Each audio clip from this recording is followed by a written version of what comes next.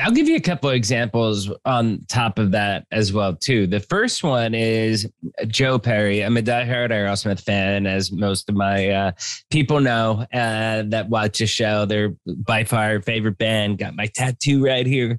Been to probably close to 30 shows, including the Joe Perry project. But Joe Perry's book rocks. Okay, it's not only just sitting up there, first edition autographed copy.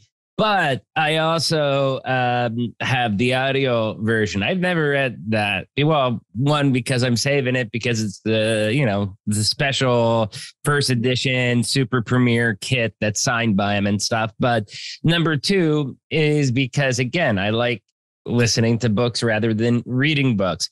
And I listened to Joe Perry's book, and Joe Perry doing the book, it was like he was sitting next to me telling you his life story. Okay. And to me, that was mind blown because Joe Perry is my idol. And it's like, wow, all these intimate details, or you hear about you and Steven fighting, Steven Tyler, obviously, people, you and Steven fighting, and this is your side of the story.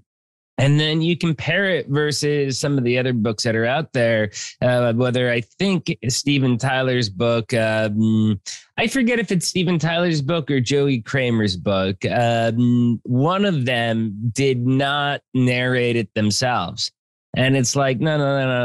I know your voice, I think they may have done like only the intro or something like that. And that was it, that little blurb.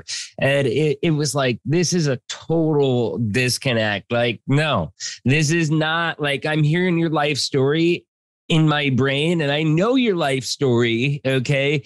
And I know your voice, and this is not connecting that dot with you. Whereas with Joe Perry, it was a full connection and it blew me away. Like just listening to it in that aspect.